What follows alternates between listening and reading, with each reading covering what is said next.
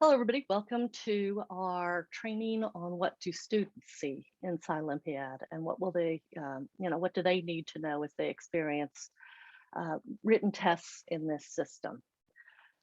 The first thing that a student needs is an account in Scilympiad, but they make an account in a very different way. Students do not ever put their emails in. They do not go to this login button. The login is for accounts that are with an email through for the coach accounts or the supervisor accounts. But students go into a student login. They can either do it through student login, or you can see this take test using login ID. And either one of those gets them to the right place. But where do they get this account? How does this happen? You as a coach have put all your list of students into your general Scilympiad coach account.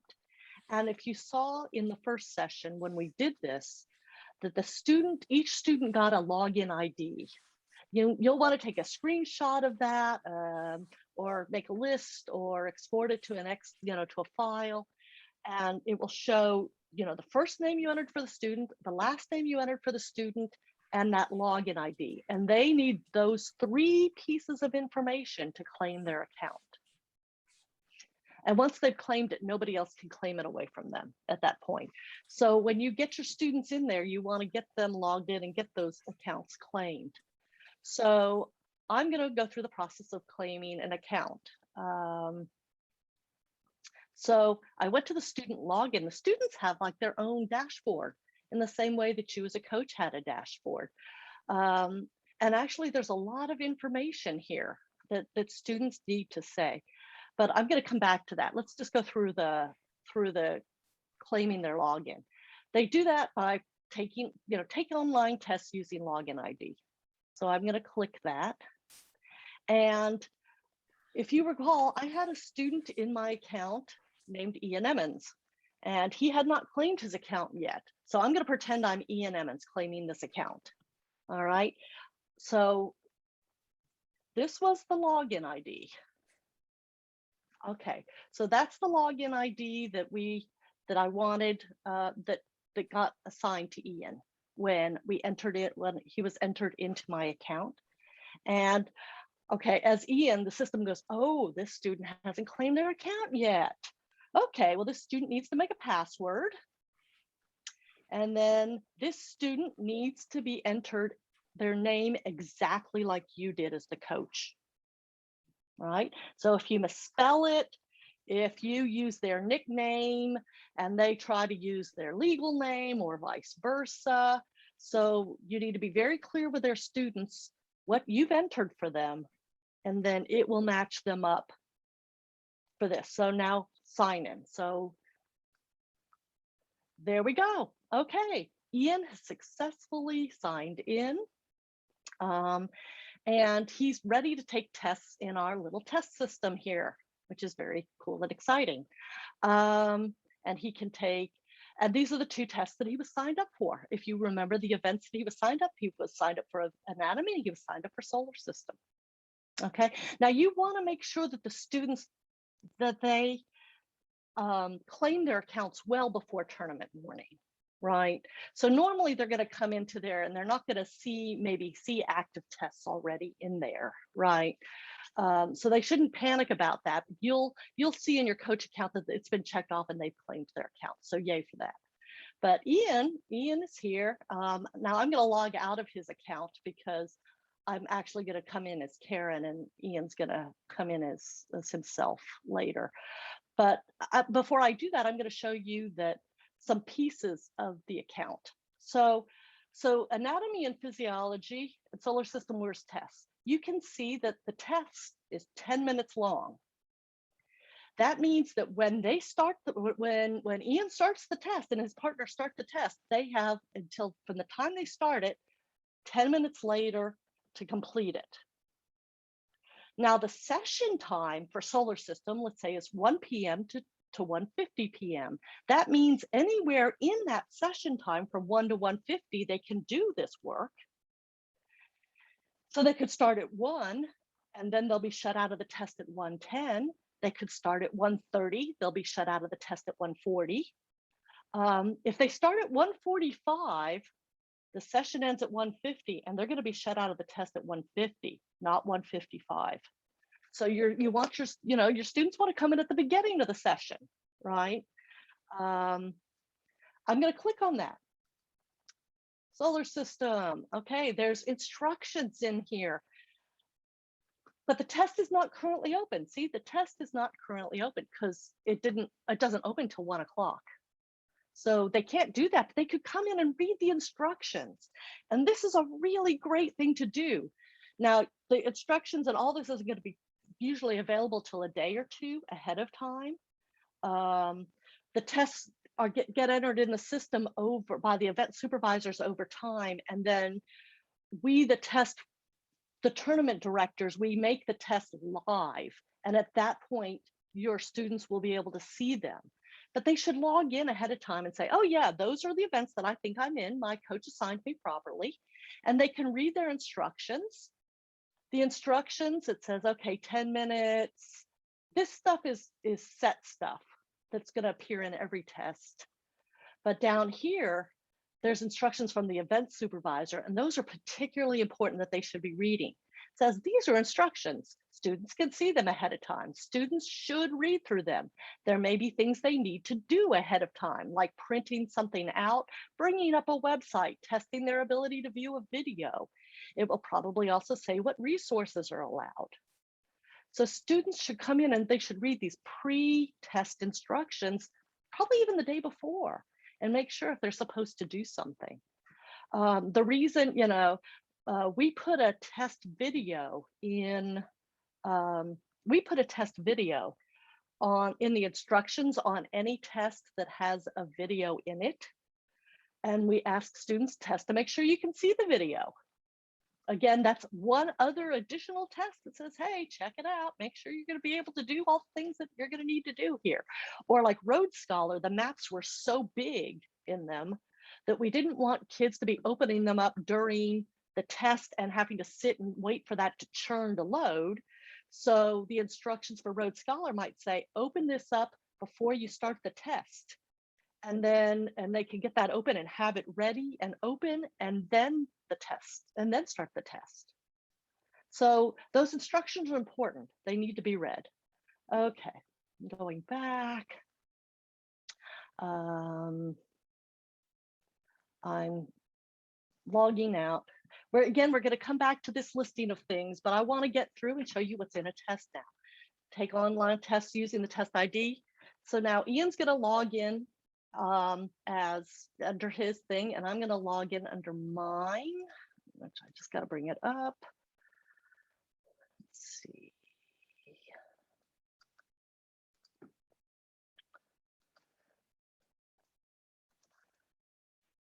So I'm logging in under mine. You'll notice this time it knows I've claimed the account. It doesn't go through that whole business again because I've already claimed it. I've signed in. So here are my events, right? I was in Anatomy and Physiology, Sounds of Music, and Ping Pong Parachute. All right, now Ping Pong Parachute doesn't have a test. So because it's a device day event. Sounds of Music is a device day with a test event. So this test part is the test that's happening in Scilympiad. And I'm going to take Anatomy and Physiology together with my partner now. Okay, so I'm going to click on that. It doesn't start yet. I have my instructions. We're going to pretend I've read all this because I want to get into it before it closes. Now the start button is here. If I press start before my partner's ready, it starts. So partner, are you ready to start this test with me? You bet. Okay, so I'll press start. Just one of us needs to press start. And into the test we go. All right. Well, this is interesting. Now notice that they see the entire test at one time, right? So you don't have to, it's not one of these tests that give you a question, they answer it, they go to the next question, they answer it. You can skip around, you don't have to do anything in order. Your partner can start at the bottom and you can start at the top and meet in the middle. Partner, why don't you answer the first question for me? Okay. I didn't do that. My partner did, but it showed on my screen and you're seeing it. And it says the answer saved. Okay. And that's really good. Now I could go, all right, so that's cool. What date is written test day? I'm going to say, I'm going to give a wrong answer. The same as our device day. My partner sees it. Partner, would you change my answer to the right? But, pretend we were doing this together. My partner's like, that's wrong. And he fixed it. And he could just lean over and say to me, no, that's not right. I'm fixing it. So this is cool. You see this answer saved thing all the time. So it has true, false. It has multiple choice. It has multiple answer questions. So which of the following are Science Olympiad events in 2022? Anatomy is, and green generation is. Okay. There are little essay questions, and you'll notice the answer got saved again. My partner sees it. Now this is interesting. So this is a fill in the box question. And I could show, I've put a picture in there. They may have a picture to see. And I say, what is this? Okay, this is the header on the Vaso YouTube channel. And that is what it is, by the way. My partner does not see that answer yet. The answer is not saved on one of these because it doesn't know if I want to keep typing or not. On a fill in the blank, or not fill in the blank, on an essay question, it doesn't save the answer until you click on the next question or just click outside the box. I'm just going to click outside the box. Whoops, did it save? There we go. I clicked outside the box and the answer's saved. So that's kind of an important thing. If your students are typing a very long answer, they can keep clicking outside the box to save the answer in parts. I can go back and add more to it. This was part of a contest, blah, blah, blah, blah, blah, blah. You get the idea. And now I click out aside again to resave the answer. All right. I can write a message to my partner. Hi, Ian. Okay, well, now my partner's just sitting beside me in the satellite model, so I don't really need to do it, but he could write back, which is lovely. But more interestingly, I can write to the event supervisor. I can say, can you tell me the formula for area of a circle? Okay, I've written to the event supervisor. So this is interesting. So that question goes to the event supervisor, and the event supervisor can answer me. There's my answer. Sorry, I can't do your best. Now, this answer goes directly just to me, but the event supervisor can make an announcement to the entire group. So event supervisor, why don't you tell me I've got 5 minutes, 5 minutes left till the end of the session or something. I don't know. Yep, there we go. So now that one went to everybody because it's ES to all, but ES to B1, which is my team, is just communications with me. Let's look at a couple other things. Up here, we opened the test. We started the test at 11:51. We have 4 minutes and 27 seconds remaining. It's counting down for us. Because remember, I only said 10 minutes for it. So I'm just going to keep moving along. Scilympiad has fill in the blank questions. Fill in the blank questions are problematic. It can be confused if you misspell an answer. It can be confused if let's say the answer is water and you write H2O. It's funny. We ask our event supervisors not to use them because the system tries to automatically grade them. And somebody asked a question about that earlier. We are very attentive to the problem with fill in the blank questions, but your students might see them. So, maybe I answer this question. Okay, put its diameter. Well, I'm going to skip it. I'll come back to this. There can be videos in Scilympiad, right? Now, this is a silly little cat video. I'm not you know, what is the cat doing and what does the cat do in this video? It, you know, maybe I've seen enough, whatever. Okay, yeah, all right, it attacks the printer. I click outside to save the answer, but they're able to watch the video. We might have a link to something outside. Okay, so if that's the case, I'm going to click on that and look, there's a map. What was the question? The question was, using the map, what feature is north of the grand staircase? Okay, I figure it out. It's, you know, north is actually this way, it's that, and I give an answer. And then it's best to just close it at that point. Okay, so I don't remember what it was. I think it's the Great Hall. Answer saved. There can be an attached document.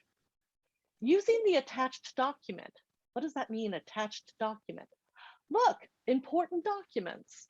There might be, in this case, the attached document, which again is going to open up outside the test, is the pandemic modifications. I just attached something. But I go back to the test. Yes, see, it's going to nag me. It's going to tell me 2 minutes are left, and now it's going to start really making sure I know this. Using the attached document, name one provision that Nationals is making in all events due to COVID, right? So I can just answer, you know, time to completion can be a tiebreaker. Okay, now it's important with essay questions with your partner that you need your partner not, you need to coordinate with your partner to make sure they're not typing at the same time, right?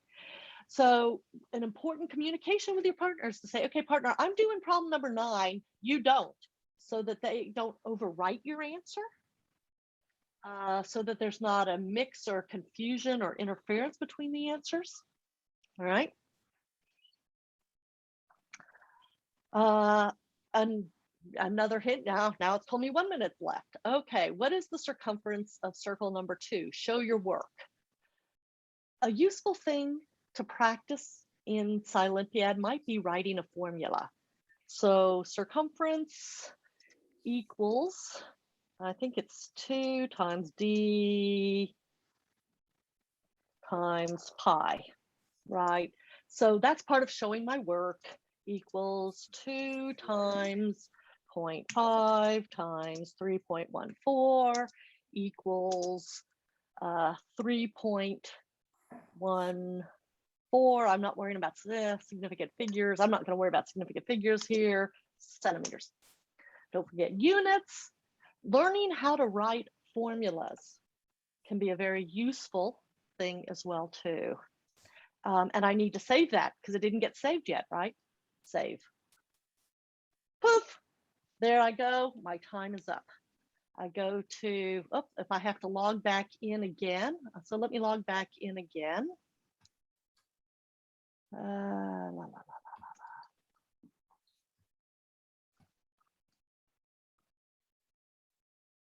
And I will see that I can no longer get into the anatomy and physiology test. I started it, I took it, it finished 10 minutes later, time's up. And it says I saved answers for 8 out of the 9 questions. I didn't do one of the questions. Okay, so that's what your student sees. Now that was a little time pressure for me. I should have given 15 minutes, sorry. I thought 10 was gonna be enough to show you everything I wanted to.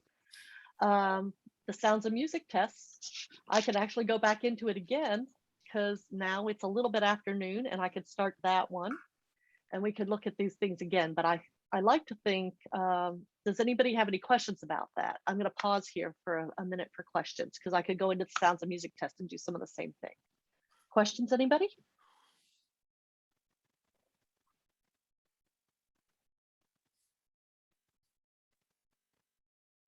There isn't one specifically on this, but just so that I don't forget, there are a few people have about other event stuff at the end. Okay, that stuff at the end. Monica, you raised your hand. You have a question? So does it not automatically save at the end if they forgot to save, or do they have to specifically save every time? I think you're safer if you save. Okay. If you just click outside the box after you enter an answer. That's a much safer thing. There was, in the middle of last year, I think they changed it, but I certainly wouldn't want to take the chance. So train your students, or students, if you're watching this, click outside the box to save an answer in an answer box. Anybody else? Okay, so you don't need me to go back into another test because you've seen enough in that, I think. But let's look a little bit let's talk about some of the known connectivity issues. So students are going to see this little note here. There are known connectivity issues with Safari, Chromebooks, and school furnished computers. Answers will not be synchronized among partners. Use Chrome, Edge, or Firefox instead. That's not always a problem. I've used Safari and never had a problem, but it can be a problem. This is one of the reasons why I suggest that you have students, that when you do a practice, and you do a practice that models exactly where and with which computers you're going to do your written test day, to try out everything. And we will make sure that our written day tests have everything your students might see in a test for VASO. So links to something outside, links to a potential YouTube video maybe, or an embedded video or a picture or something. We'll make sure that all of that shows up to for you all to try out. I'm going to go back just in the instructions, because we went through this part very hurriedly before. So the instructions, again, always come in here, check. The instructions from the event supervisor are very important to read, but the system puts these instructions up ahead that are the same, and it says the time limit, so it says how long they have to complete the test. For VASO written test day, it'll typically be 50 minutes. It says for multiple answer questions, you saw there was a multiple answer question, you get partial credit if you select one or more correct choices.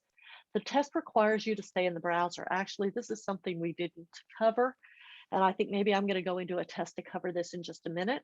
Venturing outside the test browser may result in penalty, a deduction in your grade. You or your partner can use the built-in chat box to communicate while you'll be beside each other. Note this test has supporting documents. Pay attention to the links at the top. Remember when I went up to the top and there was a link there? It's important then to know that that's coming, and they should be looking for that. Then there's, again, these kind of caveats. Test takers experience best with Chrome or Edge, with this kind of resolution, high-speed internet, using a mouse. They highly recommend you do not take these tests on a phone, and not really even an iPad. You can, if you have to, on an iPad, definitely not on a phone. They don't do well on a phone at all. I'm going to go back into this test, not to show you the question types, but I've started this test. It's exactly the same test, so there's nothing exciting to see here. But what I want you to see is that I'm gonna go outside the browser. I'm gonna come over here and I'm gonna go to this website and wander around it for a second. Okay, now I'm going back. Time outside the test browser, 3 seconds. So this is also something about making sure that that your resources are physical, that you don't go to the internet to look for answers. But this is something that the tests record, and the event supervisor can see that it's happening. The statistics are recorded by student, so we know which student is doing it. And we can see that and look at it, that you will encounter tournaments where penalties are given for time outside the browser. this is one of the reasons that we are making a big fuss about having these proctored and you all doing a good, fair job of proctoring, is to make sure that we don't have to worry about this, because that you all were going to be checking to make sure students don't, go somewhere they shouldn't, because sometimes things can happen that set off time outside the browser accidentally. Like maybe my flash needs updating and I get a pop-up while I'm in the test to do that, and that counts as outside the browser. Or maybe if I click on the Zoom call here, that can count as time outside the browser too. And it can freak your students out a lot. And I've seen students shut down and say, I've got to stop I don't know why I'm getting time outside the browser. I'm so panicked. I can't think about anything else. They're emailing, they're texting the event supervisor about that. Here in Virginia, we know that that happens. We are trusting you, coaches, with fair proctoring. So we're not going to make a fuss about it. There are tournaments that will. All right, but we're not, because we are going to trust you with this task. And just calm your students, okay?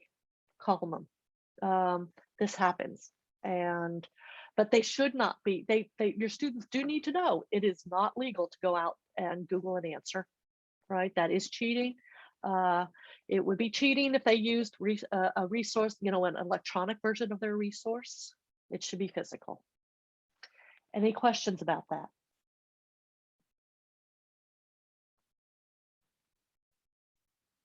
Guess not. Okay. I could finish this test, right? Last time we saw the test time out on me, and I wasn't quite done, but my time was up and it just finished.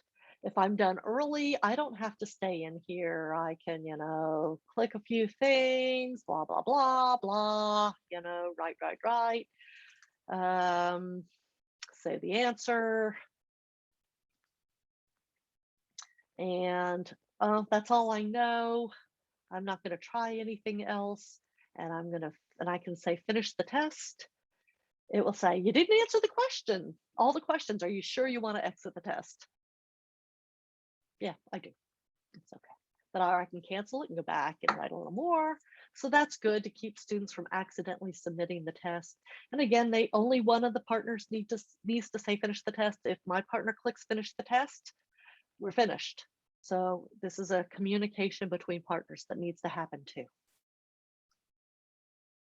Yep, it's okay. I'm done. All right. It keeps sending me back to that. It wants to make sure I'm the right student. But at the moment, I'm not going to log in to take a test. I'm going to go back to the student dashboard and the resources that are there. So there is a student reference guide. This is good for you coaches, for the students, for the parents. This talks about any issues that happen in Scilympiad, and it talks about the fact that Chromebooks can sometimes struggle with connecting answers between the partners. But again, you're not going to be remote. You could have you could have both partners on one computer, and then you don't care about the syncing, right? And then there's just all kinds of bits of advice. Make sure you successfully log into Scilympiad to your tournament using the information provided by the coach. That's about collecting your account that we talked about. Make sure ahead of time you have access to the listing of your events. Check your device, make sure you have good screen resolution. It doesn't support old versions of Internet Explorer. It's good, you need these things enabled. Your clock has to be at the right time. That's really important. The clock has to be Eastern Standard Time and at the right time, because the test opens only at a certain time, right? You can't, and so if your clock doesn't match the right time, you're gonna have a problem. Don't open multiple tabs accessing Scilympiad website at the same time. It gets funky and weird. So, students, you should only be in just the one tab taking your test. You know, a common problem is distinguishing between 0 and O or 1 and the letter I. If a student gets thrown out of a test, like if you have a connectivity issue, let's say you and your partner are taking the test, you start your time, you got 50 minutes, and you're going along, and the Wi-Fi flickers, and your computer reboots, and you come back in. You didn't finish the test. It's still there for you. You can log right back in and come back into it and keep going. And your partner can keep going without you, right? Or whatever, or, if something happens. So that's good. You can hit refresh. And then there's this student reference guide, has all kinds of little tips and hints and things to be paying attention to. But my best bit of advice, again, is to practice like it's going to look on written test day. And then you'll know for sure, and you'll have all kinds of opportunities to sort through what you need to do ahead of time. I think that covers everything that I want to say about Scilympiad. Emily, are the questions about Scilympiad, or are they about particular specific events that we should answer in this video? Nothing that needs to be answered in this video. All right, so I'm going to stop the recording. Thank you, everybody, for coming to this training.